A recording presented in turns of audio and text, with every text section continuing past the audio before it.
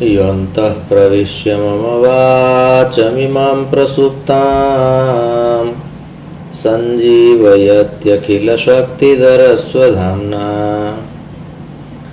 अन्यांश्च हस्तचरणश्रवणत्वगादीन् प्राणान्नमो भगवते पुरुषाय तुभ्यम्।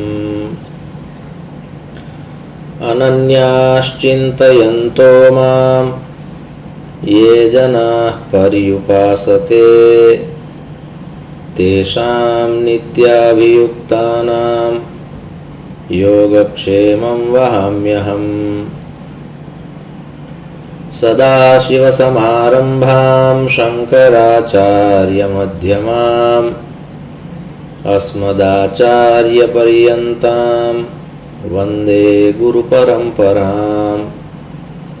गुरुर्ब्रह्मा गुरुर्विष्णु गुरुर्देवो महेश्वरः गुरुः साक्षात् परं ब्रह्म तस्मै श्री गुरवे नमः। ओम शांति शांति शांति। परम श्रद्धेयाः परम पूज्याः अनवरत स्मरणीयाः एतस्य प्रभासतीर्थस्य अधिष्ठातारः प्रथम ज्योतिर्लिंगाः भगवन्तः श्री सोमनाथ चरणाः भगवन्तः रसराज प्रभवः भगवन्तः पुराण पुरुषोत्तमाः अस्माकं सद्गुरवः पूज्याः गुरवः तथा च शास्त्रप्रणयिनः विद्याव्यासंगिनः श्रवणभक्तिनिष्ठाः सद्ग्रन्थं सेवमानाः भवन्तः सर्वेऽपि सज्जनाः स्वजनाः। भगवतः पुराण पुरुषोत्तमस्य कृपाप्रसादेन विभोरवात्सल्येन अद्य पुनरेकवारं चैत्रमासे शुक्लपक्षे द्वादश्यां बुधवासरे एतदनुसारम् एप्रिल मासस्य नवमे दिनाङ्के 25 वर्षे विद्याव्यासंगं कर्तुं शास्त्रचर्चां कर्तुं भगवत्पादानां वाणीं गातुं श्रोतुं च अवसरः सम्प्राप्तः। इदमस्ति अस्माकं सर्वेषां परमं सौभाग्यम्। अत्रावसरे भवत्सु विराजमानं परमात्मानं नत्वा भवतां सर्वेषां स्वागतं च कृत्वा पुनरेकवारं मङ्गलाचरणपूर्वकं वयं विवेकचूडामणि ग्रन्थस्य आश्रयं कुर्मः।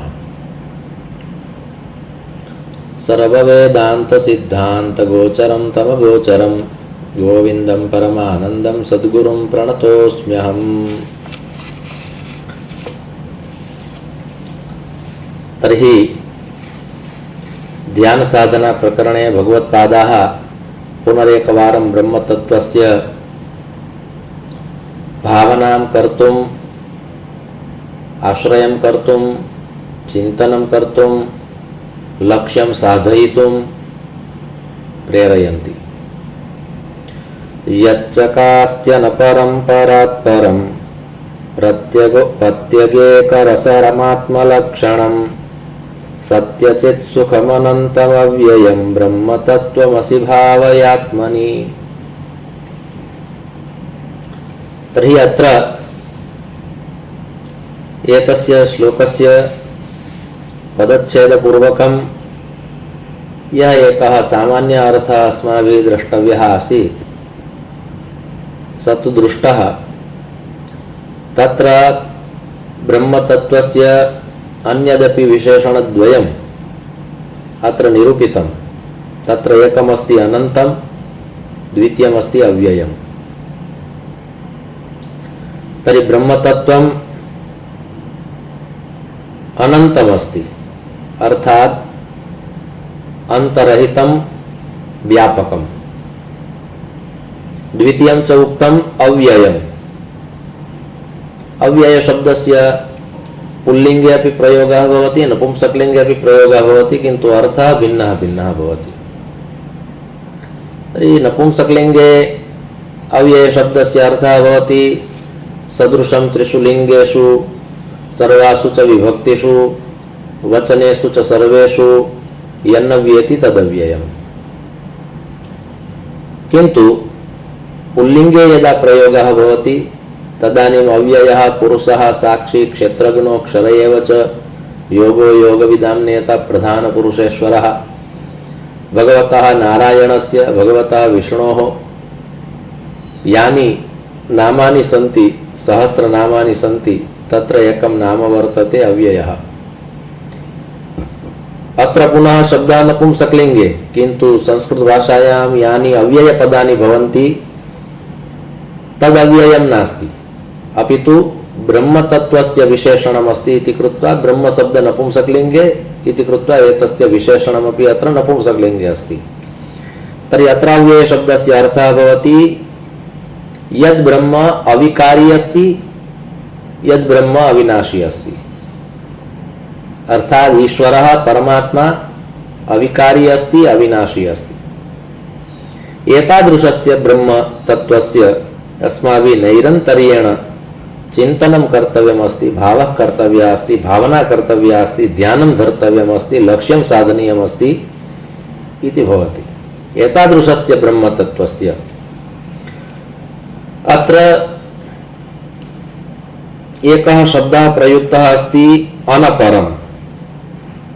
अनपरम् इदानीं विशिष्टार्थः एतस्य श्लोकस्य यद् वैशिष्ट्यम् अस्ति तत् कुत्र कुत्र विराजते। तर्हि यच्चकास्त्यनपरम्, प्रथमे चरणे यद् अनपरं पदमस्ति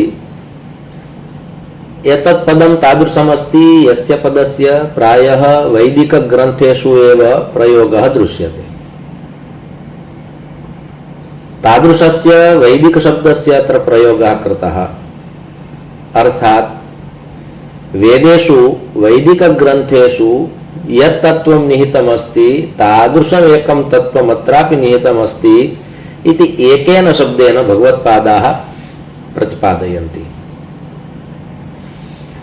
तर्हि अनपरम् एतस्य अर्थः भवति यस्मात् ब्रह्मतत्त्वात् भिन्नम् अन्यत् किमपि नास्ति तादृशं तत्त्वं नाम ब्रह्मतत्त्वम्। परात् परम्, परात् परम् इत्यस्य अर्थः अस्माभिः यदा यदा क्रियते तदा तदा गतदिने अस्माभिः अर्थः ज्ञातः आसीत् परात् परम् इत्यत्र। तर्हि परात् तत्र अस्माभिः अर्थः कृतः माया। परं नाम मायायाः उपरि यद् अस्ति तत् तत्त्वं ब्रह्म इति एकः अर्थः, सामान्यः अर्थः। द्वितीयः अर्थः कृतः परात् परम् अर्थात् सूक्ष्मातिसूक्ष्मम्। तादृशमिदं ब्रह्मतत्त्वम् अस्ति, सूक्ष्मातिसूक्ष्मं वर्तते। यथा विष्णु शब्दः अस्ति तर्हि विष्णु शब्दस्य कः अर्थः भवति? तर्हि विशति प्रविशति अणौ अणौ इति विष्णुः। अणौ अणौ विशति प्रविशति इति विष्णुः। अर्थात् एकः अपि कणः तादृशः नास्ति यस्मिन् कणे ईश्वरतत्त्वं व्याप्तं न स्यात्। द्वितीयः विष्णु शब्दस्य अर्थः भवति यद् व्यापकम् अस्ति, यद् व्यापकतत्त्वम् अस्ति तद् ब्रह्म स विष्णुः। तर्हि अत्र सूक्ष्मातिसूक्ष्म इति प्रयोगः भवति परात् परम् इत्यस्य। परात् परम् इत्यस्य तृतीयः अर्थः भवति कारणस्य कार्यं वा कारणं कारणानां। परात् परम् अर्थात् परात् परम् अर्थात् किं? कारणं कारणानां, समस्त कारणानाम् अपि कारणं, समस्त कार्याणाम् अपि कारणम्। एवं प्रकारेण मूलं कारणतत्त्वम्। एतादृशः अर्थः अत्र तात्पर्यार्थः कृतः। सर्वेषामपि कार्याणां कार्यं वा सर्वेषामपि कार्याणां कारणम् इति अत्र प्रोक्तं। कारणं कारणानाम् इति परात् परम्। कस्य शब्दस्य चर्चा चलति? परात् परम्। अस्माभिस्तु व्यवहारजगति बहु साधारणतया सामान्यतया एतस्य शब्दस्य प्रयोगः क्रियते, किन्तु वस्तुतः तस्य शब्दस्य पृष्ठे किं रहस्यं, तस्य शब्दस्य किं तात्पर्यं, तदत्र अस्माभिः ज्ञेयं। कारणं यदा शब्दब्रह्मणः उपासकः शब्दप्रयोगं करोति चेत् तस्य किमपि तात्पर्यं भवति। अत्र तु भगवत्पादाः सन्ति। एवं च पतञ्जलिमुनिना यदेकं महाभाष्यं लिखितं, पातञ्जल योगदर्शनं यथा वर्तते तद्वत् व्याकरण विषये तेषाम् एकः ग्रन्थः महाभाष्यमिति,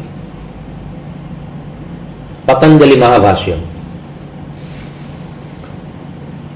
तर्हि तत्र एकं वाक्यम् आगच्छति, एकः शब्दः सम्यक् ज्ञातः सुप्रयुक्तः स्वर्गे लोके कामधुक् भवति।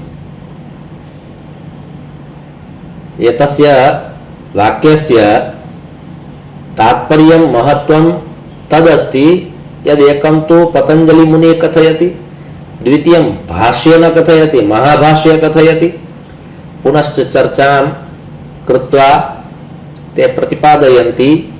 शब्दप्रयोगः बहु विचिन्त्य अस्माभिः कर्तव्यः।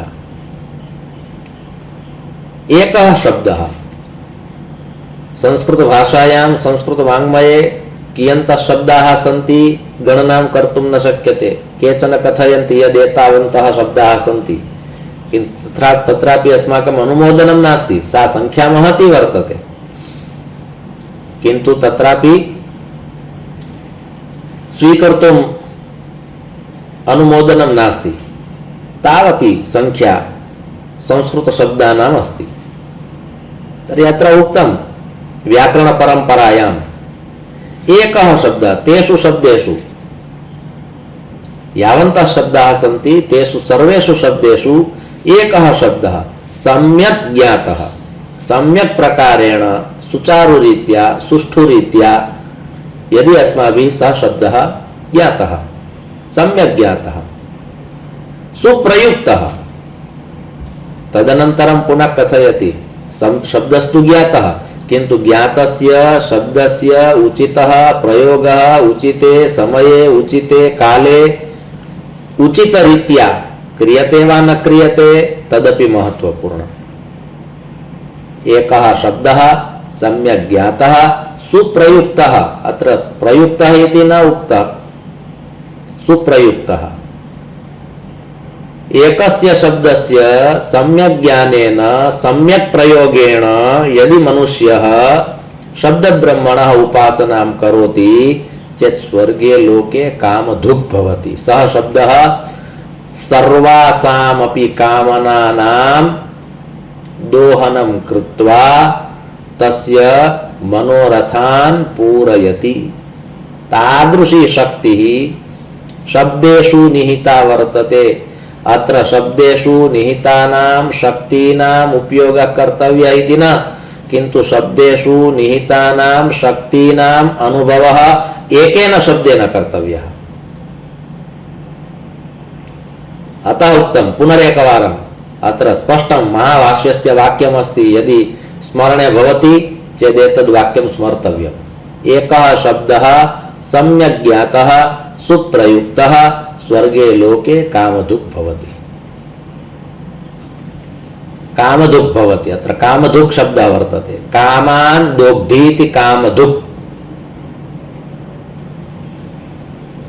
तर्हि कामान् दोग्धी, मनोरथानां परिपूर्तिः एकेन शब्देन सम्यक् ज्ञातेन सुप्रयुक्तेन भवति। अतः अत्र पुनः भगवत्पादैः उक्तमस्ति इति कृत्वा कार्यस्य कारणं, कारणाय कार्यं, कार्याणां कारणं, कारणं कारणानाम्, एवं प्रकारेण वक्तुं शक्यते। यदि अस्माभिः सावधानेन श्रूयते चेदेव अवगन्तुं शक्यते। तर्हि अत्र उक्तं परात् परम् इत्यस्य चर्चा भवति। तर्हि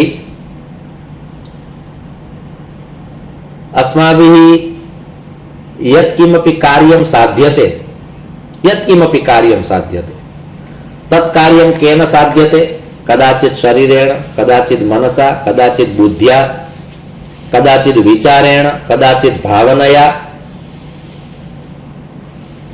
कदाचित् पद्धत्या, कदाचित् व्यवहारेण। यत्किमपि कार्यं भवतु, कार्यशब्दस्य अर्थः कः भवति? तर्हि अस्माभिस्तु कदापि न विचारितं कार्यशब्दस्यापि अर्थः भवति। कार्यं नाम कार्यं, कार्यशब्दस्य अर्थः भवति कर्तुं योग्यं कार्यं।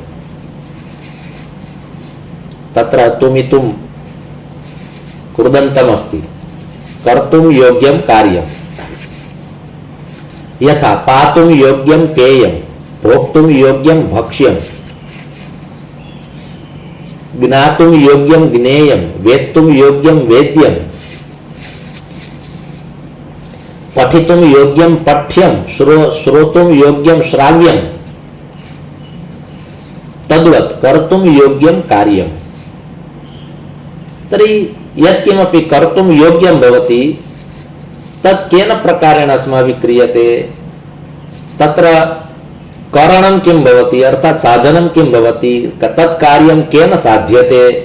तर्हि कदाचित् शरीरेण, कदाचित् मनसा, कदाचित् बुद्ध्या, कदाचित् व्यवहारेण, कदाचित् भावनया, कदाचित् व्यवहारेण, कदाचित् मौनेन, कदाचित् दर्शनेन,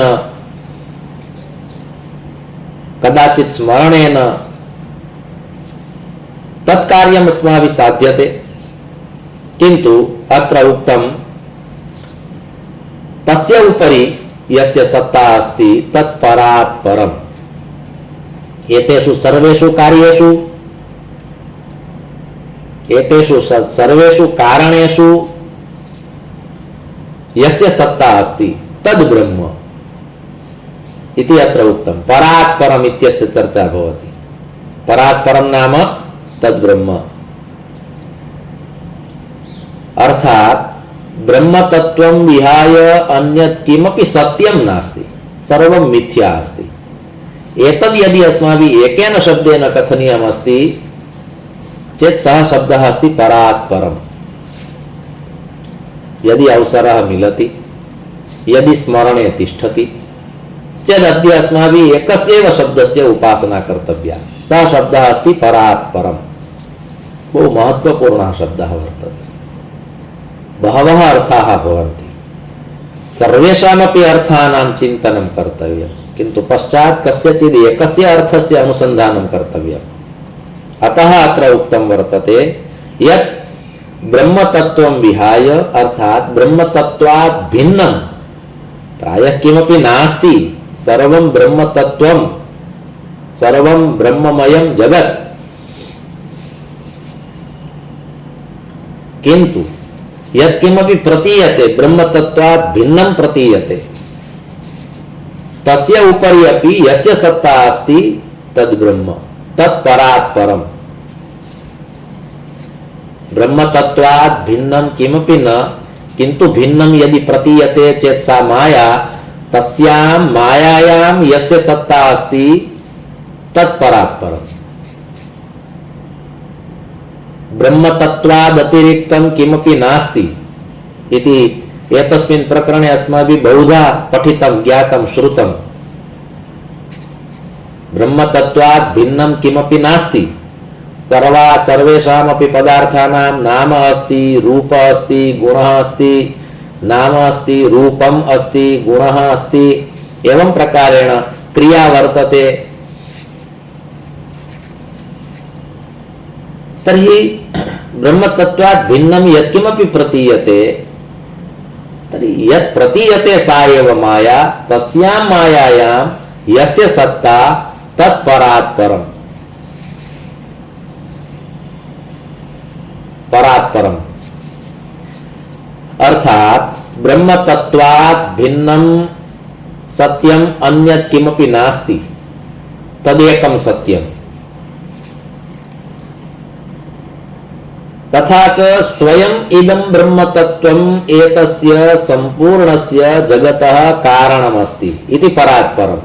परात् परम् इत्यस्य एकः अर्थः भवति विद्यमानस्य अस्माकं नेत्रयोः पुरस्तात् यत् जगत् अस्ति, एतस्य जगतः यत् कारणम् अस्ति तत् परात् परम्।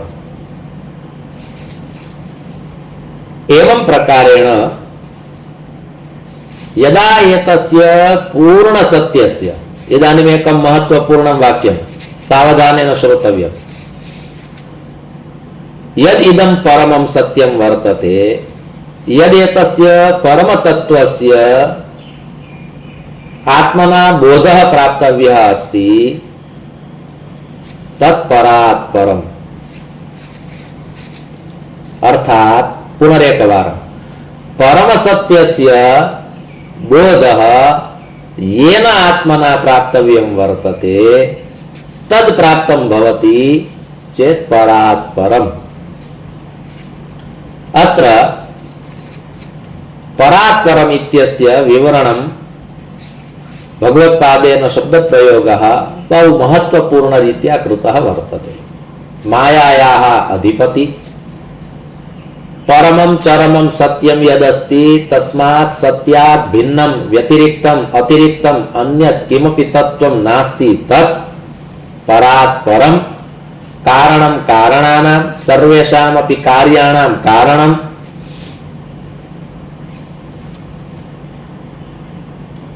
एवंच स्थूलजगतः मूलं कारणं यदस्ति तत् परात् परम्। तर्हि एवं प्रकारेण परात् परम् इत्यस्य बहु विस्तृतः अर्थः अत्र प्रदत्तः। सूक्ष्मातिसूक्ष्मम्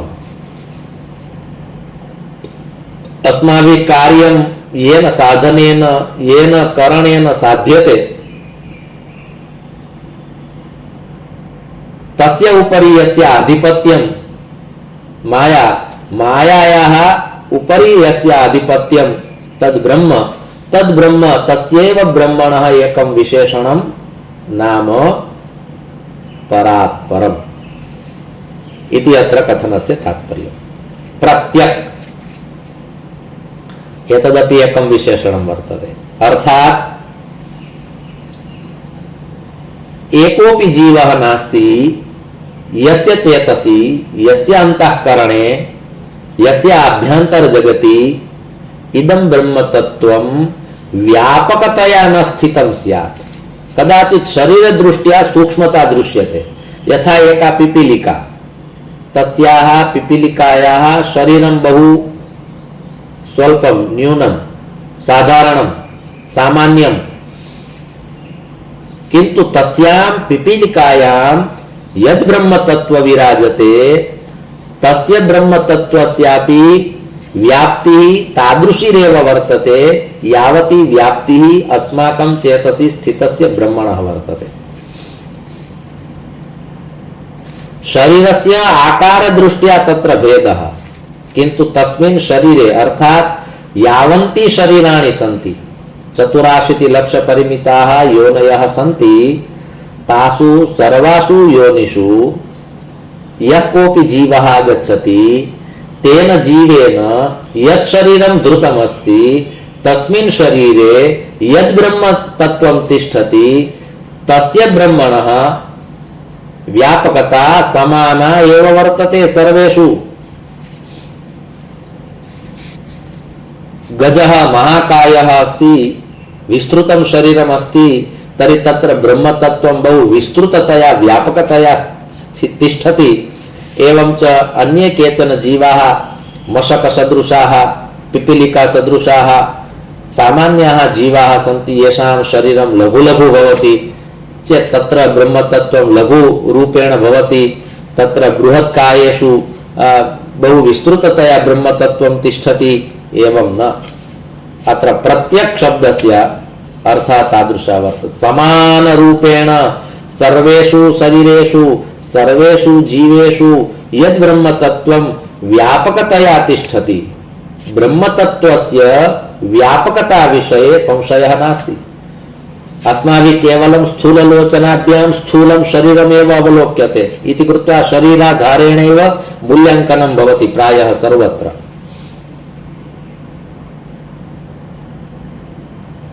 श्रीमद्भगवद्गीतां स्मरामि, विद्या विनय संपन्ने ब्राह्मणे गविहस्तिनि शुनि चैव स्वपाके च पंडिताः समदर्शिनः। ते पंडिताः सन्ति ये समदर्शिनः सन्ति।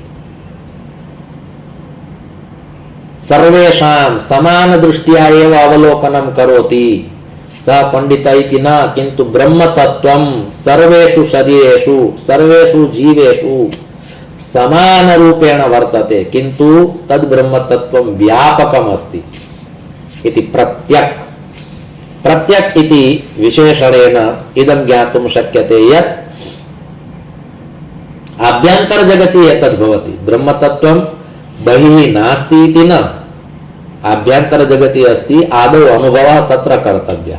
अस्माभिः प्रायः किं क्रियते, स्थूललोचनाभ्यां सर्वत्र वयं पश्यामः, किन्तु यत्र अस्ति तत्र नेत्रे निमील्य उपविश्य ध्यान साधनया अनेन मार्गेण इदं तत्त्वं तत्र विराजते व्यापक रूपेण, तदस्माभिः न दृश्यते। अन्यत्र अस्माकं परिभ्रमणं भवति, यत्र यात्राकर्ता यात्रायाः आवश्यकता नास्ति तत्र यात्रा क्रियते। बाह्य जगति यात्रा न कर्तव्या इति तात्पर्यं न, किन्तु यात्रायाः प्रारम्भः कदाचित् बाह्य जगतः भवति, किन्तु सा यात्रा पूर्णा भवति आभ्यन्तर जगति। एवं च यदि एकवारम् आभ्यन्तर जगतः यदि यात्रायाः प्रारम्भः भवति चेत् बाह्य जगतः यात्रायाः आवश्यकता नास्ति। अत्र भगवत्पादाः पुनः प्रत्यक् इति विशेषणेन परब्रह्मणः परिचयं यच्छन्ति। मनसः पृष्ठे इंद्रियाणि पराण्याहुः इंद्रियेभ्यः परं मनः मनसस्तु परा बुद्धि यो बुद्धे परतस्तु सः। शरीरस्य अंतः भागे यदि अस्माभिः प्रवेशः क्रियते चेदपि प्रथमे सोपाने इंद्रियाणि आगमिष्यन्ति, तत्र न स्थातव्यम्, इंद्रियाणामपि यात्रा कर्तव्या, तया यात्रया अग्रे गन्तव्यम्। यदा इंद्रियाणां यात्रा पूर्णा भवति, शास्त्राणि कथयन्ति इंद्रियाणां यात्रा पूर्णा न भवति, किन्तु अध्यात्मशास्त्रं कथयति यदि मनुष्यः इच्छति चेत् इंद्रियाणामपि यात्रा पूर्णा भवति। पश्चात् सा यात्रा कुत्र गच्छति, मनः प्रति। पश्चात् यात्रा कर्तव्या मनसः। सा यात्रा यदि एकवारं पूर्णा भवति चेत् पुनः अग्रे गन्तव्यम्। तदनन्तरं यात्रा भवति बुद्ध्याः वा बुद्धेः। सा यात्रा यदा परिपूर्णा भवति पश्चात् यात्रा भवति आत्मनः। शरीरस्य महत्त्वं नास्ति इति न, स्थूल शरीरस्य। तर्हि स्थूल शरीरस्य महत्त्वं नास्ति चेत् स्थूल शरीरेणैव अस्माभिः सूक्ष्म शरीरं ज्ञेयमस्ति। स्थूल शरीरेणैव अस्माभिः सूक्ष्म शरीरं ज्ञेयमस्ति। विना स्थूल शरीरं सूक्ष्म शरीरम् अर्थात् किं तद् ज्ञातुम् अवसरः वर्तते। मम पार्श्वे नास्ति, यदि भवतां पार्श्वे अस्ति चेत् अहं न जानामि, किन्तु त्रिविधं शरीरम् उक्तं, स्थूल शरीरं, सूक्ष्म शरीरं, कारण शरीरं। तर्हि स्थूल शरीरेण सूक्ष्म शरीरेण अस्माभिः काचित् यात्रा साधनीया वर्तते, यया यात्रया कारण शरीरमपि नष्टं भवेत्। एवं च अस्माकं शास्त्रं कथयति कारण शरीरं यदा नष्टं तदा मोक्षः। मोक्ष शब्दस्य एकस्मिन् शास्त्रे तादृशः अर्थः कृतः, कारण शरीरस्य नाशः मोक्षः। तर्हि कारण शरीरम् अस्ति, तस्य उपरि सूक्ष्म शरीरम् अस्ति, सूक्ष्म शरीरस्य उपरि स्थूल शरीरं वर्तते। तर्हि स्थूल शरीरस्य यदि पूर्णः परिचयः नास्ति चेत् कया रीत्या कारण शरीरं नष्टं भविष्यति इति वयं ज्ञास्यामः, तथा विधास्यामः, एवं च मोक्षं प्राप्स्यामः। विवेकचूडामणि ग्रन्थाधारेणेव अस्माभिः ज्ञातं यद् मनुष्यस्य एकं मनुष्यत्वं तदा पूर्णं भवति यदा सः मुमुक्षुः भवति, अर्थात् मोक्षस्य इच्छा भवति। मोक्षे इच्छा, मोक्षस्य इच्छा इत्यत्र मोक्षे इच्छा, तदानीं मनुष्यत्वं पूर्णं भवति।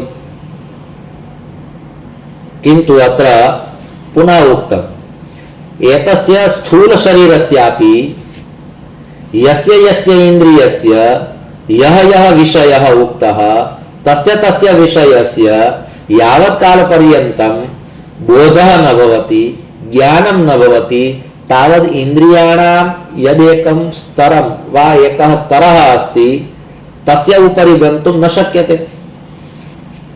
यथा सांख्यदर्शनस्य एकं पद्यम् अस्ति, पंचविंशति तत्त्वज्ञो यत्र तत्राश्रमे वसन् जटी मुंडी शिखी वापि मुच्यते नात्र संशयः। मुच्यते इति न संशयः, अत्र मुच्यते नाम मोक्षं प्राप्नोति। कः मोक्षं प्राप्नोति? तत्त्वज्ञः। कः तत्त्वज्ञः? किं तत्त्वं ज्ञेयं? कति तत्त्वानि? तर्हि उक्तं पंचविंशति तत्त्वज्ञः। पंचविंशति तत्त्वानां ज्ञानं यस्य सविधे यस्य पार्श्वे वर्तते सः तत्त्वज्ञः। तर्हि पंचविंशति तत्त्वेषु कस्य गणना भवति? तर्हि पंच ज्ञानेन्द्रियाणि, पंच कर्मेन्द्रियाणि, पंच महाभूतानि, पंच तन्मात्राणि आहत्य 20, पश्चात् मनः बुद्धिः। एवं प्रकारेण प्रकृतिः, तदनन्तरं परमपुरुषः। एवं प्रकारेण सांख्यदर्शनेपि उक्तं यथा एकं सेश्वर सांख्यम् अस्ति, एकं निरीश्वर सांख्यम् अस्ति। ईश्वर तत्त्वे विश्वसिति इति एकं सांख्यम्, ईश्वर तत्त्वं न स्वीकरोति तादृशम् एकं सांख्यम्। तर्हि सेश्वर सांख्यम् अर्थात् ईश्वरेण सहितं सांख्यं सेश्वर सांख्यम्, ईश्वरेण रहितं सांख्यं नाम निरीश्वर सांख्यम्। एवं प्रकारेण तर्हि अत्र पंच ज्ञानेन्द्रियाणां पंच कर्मेन्द्रियाणामपि पंचविंशति तत्त्वेषु समावेशः भवति चेत् तेषामपि ज्ञानं तु प्राप्तव्यं, तत्त्वं तु प्राप्तव्यं, रहस्यं किम् अस्ति इति ज्ञेयम्। ज्ञानेन्द्रियैः ज्ञानोपार्जनं क्रियते, किन्तु ज्ञानेन्द्रियस्यैव ज्ञानं नास्ति। यत् कया रीत्या नेत्रे पश्यतः, कया रीत्या कर्णौ शृणुतः, अस्माभिः विचारः एव न कृतः। कर्णाभ्यां बहु श्रुतं भद्रं कर्णेभिः शृणुयाम देवाः, भद्रं पश्येम, नेत्राभ्यां द्रष्टव्यं, किन्तु कया रीत्या नेत्रं पश्यति, कया रीत्या कर्णः शृणोति, कया रीत्या जिह्वा रसास्वादं प्राप्नोति। एतादृशं तु ज्ञानम् अस्माभिः न कदापि प्राप्तम्, अयं विचारः न कृतः। एतस्मिन् विषये यदि साहाय्यं करोति चेत् एका उपनिषद् अस्ति, सा उपनिषद् पठनीया। का सा उपनिषद्? केनोपनिषद्। केन सर्वं भवति, तत्र केन इति प्रश्नः। केन कर्णौ शृणुतः, केन नेत्रे पश्यतः, केन जिह्वा रसास्वादं प्राप्नोति, कया रीत्या मम त्वक् स्पर्शानुभवं करोति, तत्र किं तादृशं स्थापितं निगूहितं परमात्मना, तस्मिन् विषये अस्माभिः विचारः न क्रियते। किन्तु एतत् सर्वं ज्ञेयमस्ति। पुनरेकवारं वाक्यं कथयामि, कदाचित् भवद्भिः न कल्पितं स्यात्, न श्रुतं स्यात्। ज्ञानेन्द्रियैः ज्ञानं प्राप्यते, किन्तु ज्ञानेन्द्रियाणां ज्ञानं नास्ति। कर्मेन्द्रियैः कर्माणि क्रियन्ते, किन्तु कर्मेन्द्रियाणां ज्ञानं नास्ति। ज्ञानं नास्ति नाम यत् ज्ञानेन्द्रियं यत् कर्मेन्द्रियं तस्य तत्त्वं, तस्य रहस्यं, तस्य बोधः यदा एतेषां पंचविंशति तत्त्वानां पूर्णतया तात्विक बोधः सम्प्राप्यते तदानीं मोक्षः। मुच्यते नात्र संशयः इति उक्तम्। मुच्यते नाम सः मुक्तिं प्राप्नोति, तत्र संशयः न कर्तव्यः।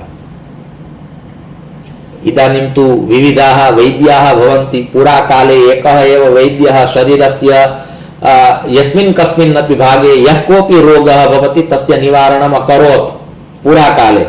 वर्तमानकाले एकः वैद्यः भवति नेत्रयोः, नेत्रयोः एकः वैद्यः भवति, तत्रापि कश्चित् वैद्यः कथयति अहं तु वामनेत्रस्य एव वैद्यः अस्मि, दक्षिणनेत्रस्य ज्ञानं नास्ति, तस्मिन् नेत्रे किमपि भवति चेत् अहं न जानामि। द्वौ करणौ भवतः अस्माभिः विचार्यते समानौ करणौ, किन्तु सः वैद्यः वर्तमानकाले तथा कथयति। तादृशः वैद्यः तादृशं पठन्ति यद् मया वामकरणे एव निपुणता प्राप्ता वर्तते, वामकरणे यदि काचित् पीडा अस्ति वा कश्चित् प्रश्नः अस्ति चेत् पृच्छतु, अहं समाधानं करिष्यामि। दक्षिणकर्णस्य ज्ञानं नास्ति, भवतु तद् विस्तृतं ज्ञानं वर्तते, किन्तु पुराकाले एकस्मिन् वैद्ये सर्वेषामपि विषयाणां ज्ञानम् आसीत्। वर्तमानकाले एकस्मिन् विषये एकस्य वैद्यस्य तत्र नैपुण्यं वर्तते, सर्वेषु रोगेषु तस्य प्रावीण्यं नास्ति, नैपुण्यं नास्ति।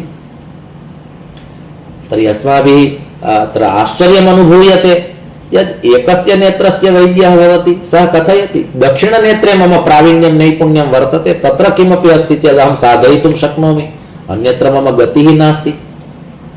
तर्हि एवं प्रकारेण अत्र प्रोक्तं वर्तते यत् सर्वेषामपि तत्त्वानां ज्ञानेन्द्रियाणि अस्माभिः ज्ञानाय प्राप्तानि, किन्तु ज्ञानेन्द्रियैः ज्ञानं प्राप्तं, किन्तु तेषां ज्ञानेन्द्रियाणां ज्ञानं न प्राप्तम्। कर्मेन्द्रियैः कर्म कृतं, किन्तु कर्मेन्द्रियाणां ज्ञानं न प्राप्तम्। वाक् पाणि पाद पायु उपस्थ इति पंच कर्मेन्द्रियाणि सन्ति। पंच कर्मेन्द्रियेषु कस्य इन्द्रियस्य ज्ञानं वर्तते अस्माकं पार्श्वे? नास्ति, तत् प्राप्तव्यं वर्तते इति अत्र कथनस्य तात्पर्यम्। अस्तु, कालः सञ्जातः इति कृत्वा अत्रैव अस्माभिः इदं व्याख्यानं समर्प्यते द्वाभ्यां श्लोकाभ्यां। धर्मस्य विजयो भूयाद् अधर्मस्य पराभवः, प्राणिनां चैव सद्भावः भूयाद् विश्वस्य मङ्गलम्। सर्वे भवन्तु सुखिनः, सर्वे सन्तु निरामयाः, सर्वे भद्राणि पश्यन्तु, मा कश्चित् दुःखभाग् भवेत्। ओम शान्तिः शान्तिः शान्तिः। ओम।